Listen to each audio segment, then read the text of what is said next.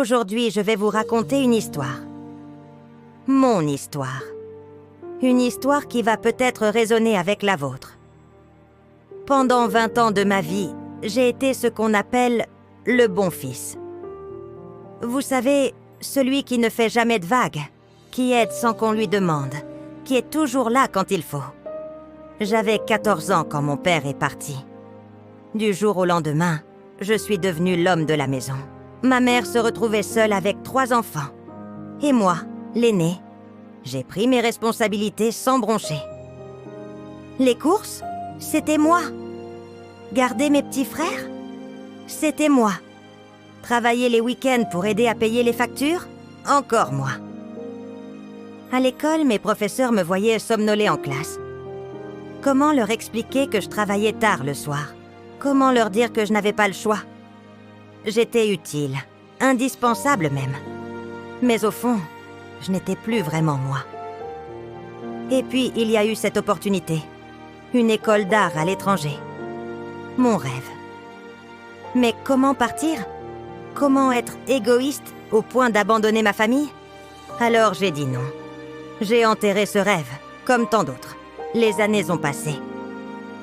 À 30 ans, quelque chose s'est brisé en moi. Une voix intérieure qui criait « Et toi? Quand est-ce que tu vas vivre pour toi ?» Cette voix est devenue si forte que je ne pouvais plus l'ignorer. Alors j'ai fait ce que je n'avais jamais osé faire. J'ai pensé à moi. J'ai annoncé mon départ à ma mère. Sa réaction? « Tu es devenu égoïste. » Ces mots m'ont poursuivi pendant des années. Mais aujourd'hui, je pose cette question à tous ceux qui nous regardent. Est-ce vraiment de l'égoïsme de prendre soin de soi? Est-ce mal de vouloir respirer quand on étouffe?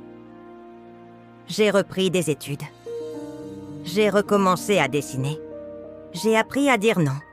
Et vous savez quoi? Le monde ne s'est pas écroulé. Ma famille est toujours là, même si nos relations ont changé. Ce que j'ai compris, c'est qu'on ne peut pas aider les autres si on ne prend pas soin de soi d'abord. Comme dans l'avion, il faut mettre son masque à oxygène avant d'aider les autres. Aujourd'hui, je vis loin. Je ne parle pas à ma famille tous les jours. Mais pour la première fois de ma vie, je respire. Je suis libre. Et cette liberté m'a permis de devenir une meilleure version de moi-même. Si vous vivez quelque chose de similaire, sachez que vous n'êtes pas seul. Prendre soin de soi n'est pas égoïste. C'est nécessaire. C'est vital. Si cette histoire vous a touché, n'hésitez pas à la partager. Abonnez-vous pour d'autres récits authentiques comme celui-ci. Et surtout, prenez soin de vous. Ce n'est pas égoïste, c'est courageux.